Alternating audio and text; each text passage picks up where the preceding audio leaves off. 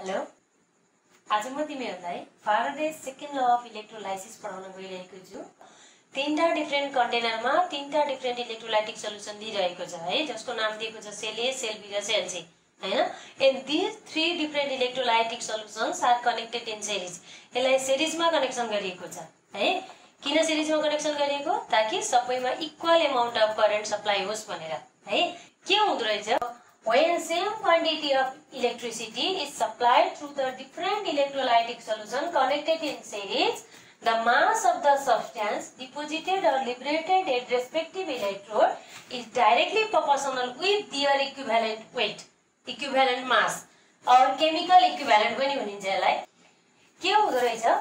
सबैमा different electrolytic सल्युसनमा तिमीले यहाँबाट same quantity of electricity supply गर्यो भने त्यति बेला जति मास एनोडमा लिबरेट हुन्छ अर डिपोजिटेड हुन्छ त्यो मास चाहिँ केसँग डाइरेक्टली प्रोपोर्सनल हुँदो रहेछ? तिनीहरूको इक्विभ्यालेन्ट माससँग। यहाँ हेर, सपोज यहाँ अक्सिजनको mass of the oxygen liberated हो, mass of the oxygen liberated is directly proportional with equivalent mass of the oxygen. Equivalent mass of the oxygen कति हो? A2। Mass of the hydrogen deposited is directly proportional with equivalent mass of the hydrogen. Equivalent mass of hydrogen कति हो? 1.0082 हैन त। यहाँ हेर त, different electrolytic solution लिइरहेछ। यहाँ एसिटिलेटेड वाटर छ। एसिटिलेटेड भनेको एसिडिफाई गरेको वाटर। वाटरलाई एसिडिफाई गर्यो भने त्यसको कन्डक्टिभिटी बढ्छ, त्यही भएर एसिडिफाई गरेको। अनि यहाँ के छ त? Aqueous copper sulphate, copper sulphate solution हैन। यहाँ कपर नै छ इलेक्ट्रोड, एनोड पनि कपर, क्याथोड पनि कपर। यहाँ सिल्भर छ इलेक्ट्रोड, एनोड पनि सिल्भर, क्याथोड पनि सिल्भर। कपरको डिपोजिट हुने मास केसँग त? कपरको इक्विभ्यालेन्ट माससँग डाइरेक्टली प्रोपोर्सनल हुन्छ अरे। सिल्भर को डिपोजिट हुने मास सिल्भर के इक्विभ्यालेन्ट माससँग के हुन्छ अरे? डाइरेक्टली प्रोपोर्सनल हुन्छ अरे। When same quantity of electricity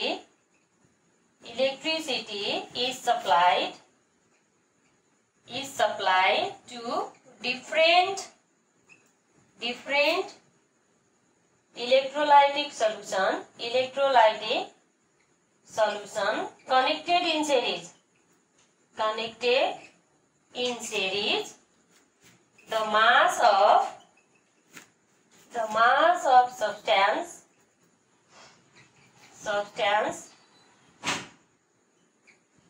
deposited or liberated at respective electrode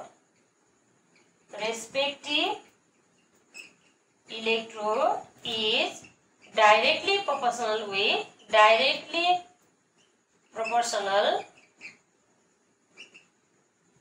with their तिनीहरुकै जुन मास डिपोजिट हुने हो त्यसकै their equivalent weight or chemical equivalent. It is the Faraday's second law of electrolysis. Mass of the substance deposited or liberated लाई m गर्यो भने it is directly proportional to equivalent weight हैन। m over e equals to constant है। m over e equals to constant ले different electrolytic solution भने त्यति बेला के गर्न सकिन्छ त? At that time m1 over e1 equals to constant यहाँ है। m1 over e1 equals to constant, m2 over e2 equals to constant। ल दुईटालाई लेट गरे मैले डिफरेन्ट इलेक्ट्रोलाइटिक सल्युसनमा। mass of the substance 1, mass of the substance 2, equivalent mass of the substance 1, equivalent mass of the substance 2 हैन त।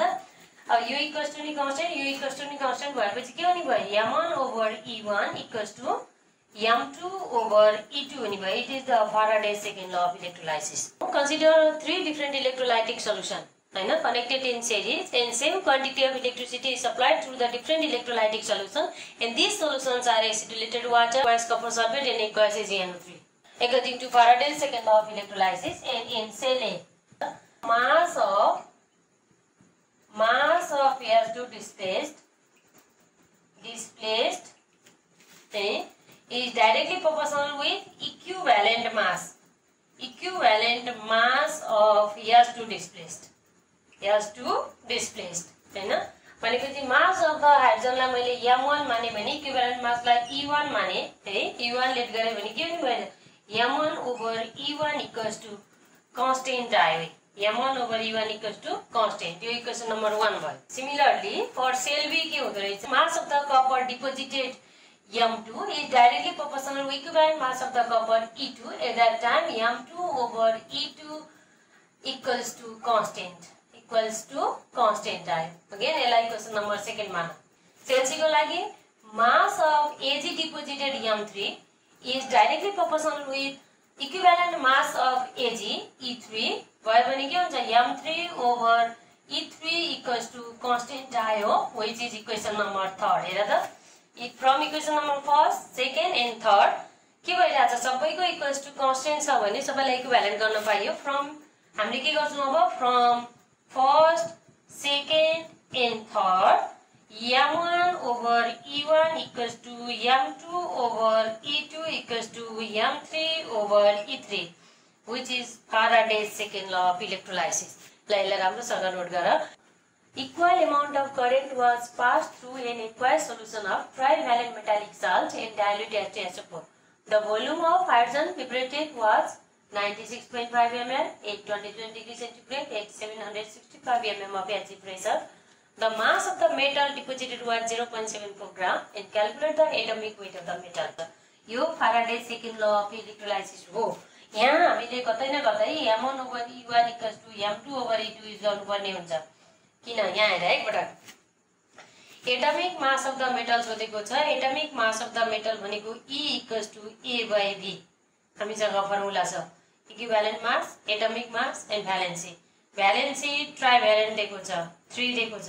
Atomic mass calculate गर भनेको छ मेटलको. त्यसका लागि हामीलाई मेटलको इक्विभ्यालेन्ट मास थाहा भयो भने त सबै थाहा पाउन सकिन्छ नि त. Mass of the metal over equivalent mass of the metal, mass of the hydrogen over equivalent mass of the hydrogen. यहाँ हेर mass of the metal given छ 0.74 gram. Equivalent mass of the metal थाहा छैन, निकाल्नु छ हामीलाई. मास of the के हो त यो हाइड्रोजन हो. हाइड्रोजनको मास थाहा भयो भने यहाँबाट हामीले के गर्छौं E2 त थाहा छ 1.008 हो. किन हाइड्रोजनको इक्विभ्यालेन्ट मास के हो 1.008 हो. हेर त हामीसँग यो दुईटा भ्यालु थाहा छ हैन. हामीले यो मास अफ हाइड्रोजन थाहा पाउनको लागि यहाँ यत्रो धेरै इन्फर्मेसन दिएको छ. हेर न के दिएको छ हाइड्रोजनका लागि भोल्युम दिएको छ, टेम्परेचर दिएको छ, प्रेसर दिएको छ. हामीसँग PV equals to nRT equation छ. यहाँ हेर है प्रेसर छ, भोल्युम छ. प्रेसर र प्रेसरलाई एटमोस्फियर, भोल्युमलाई लिटरमा चेन्ज गर्यो भने हामीले R को भ्यालु के राख्न सक्छौं 0.0821 लिटर एटमोस्फियर पर मोल पर केल्भिन राख्छौं. टेम्परेचरलाई पनि केल्भिनमा चेन्ज गरेर ओके हैन. त्यति बेला मसँग PV को पनि भ्यालु छ, RT को पनि भ्यालु छ. यान निकाल्छु. यान निकाल्नको लागि मलाई यहाँ मास चाहिएको छ. डाइरेक्ट मासमा कन्भर्ट गरे पनि भइहाल्यो, नभए नम्बर अफ मोल निकालेर फेरि मासमा लगे पनि हुन्छ.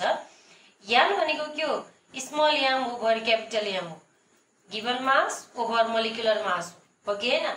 मलाई हाइड्रोजनको मोलिकुलर मास थाहा छ 2 ग्राम हो. यहाँबाट मैले स्मल m को भ्यालु निकाले भने त्यो भ्यालुलाई लिएर यहाँ सब्स्टिट्युट गर्छु अनि मलाई के आउँछ त E1 भनेको के हो त equivalent mass of the metal आइहाल्छ. Equivalent mass of the metal आयो भने मैले atomic mass of the metal calculate गर्न सक्छु. यहाँ हेर गिवन है. पहिला म मेटलका लागि लेख्छु. मेटलको के दिएको छ मास अफ मेटल दिएको छ. मास अफ मेटल है mass of metal equals to 0.74 gram देखिहाले.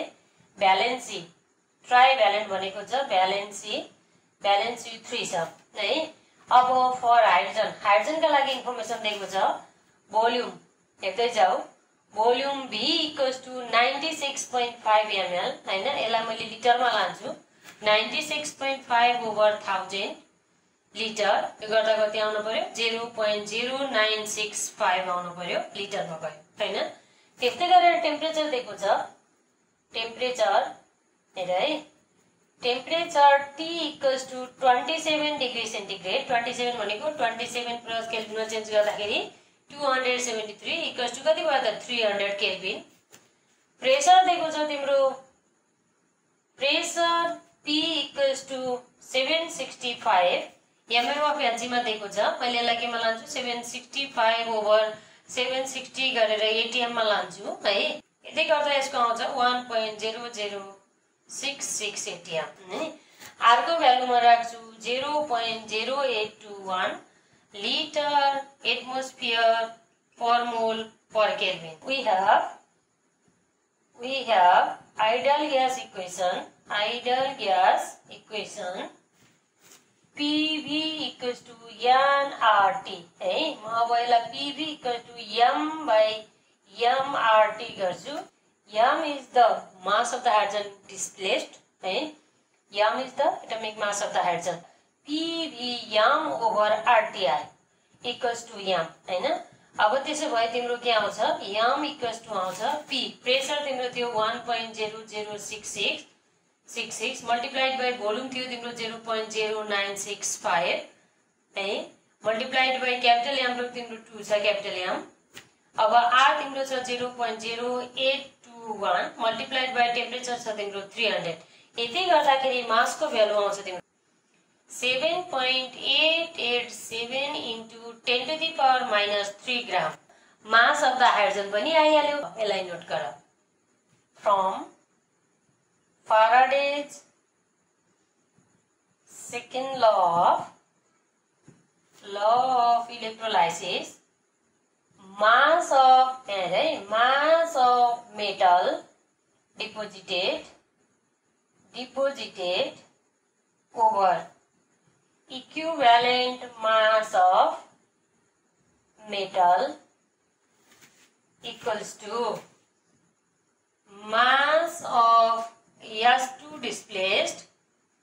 displaced over equivalent mass of hydrogen। Indicate गर्न सजिलो हुन्छ भनेर मैले अहिले यसलाई m1 माने, यसलाई e1 माने है, यसलाई m2 माने, यसलाई e2 माने। मास अफ कति छ 0.74 ओभर e1 मलाई चाहिएको छ।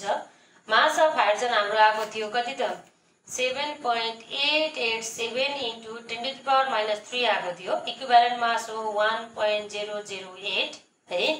अब यो गर्दा e1 आउँछ तिम्रो 94.57। Now we have atomic mass है A equals to के हो त equivalent mass E1 into valency हैन। E1 तिम्रो 94.57 आयो into valency 3 छ 283.71 AMU। यसरी हामीले फ्याराडे सेकेन्ड लको न्युमेरिकल गर्नलाई फर्स्टमा यो हाइड्रोजनका लागि इन्फर्मेसन के छ त्यसलाई PV equals to nRT equation लगाइदिने। पहिला नम्बर अफ मोल निकालेर त्यो नम्बर अफ मोललाई मासमा चेन्ज गरे पनि हुन्छ, होइन भने त्यही नम्बर अफ मोल भनेको के हो त small m over capital m हो हैन त। हैन यो फर्मुला लगाइदियो भने तिमीले मजाले Faraday second law of इलेक्ट्रोलाइसिसको numerical गर्न सक्छौ। ल यसलाई नोट गर एकदम। बाँकी भिडियोमा म अरु पनि न्युमेरिकलहरु गराउने छु। अहिले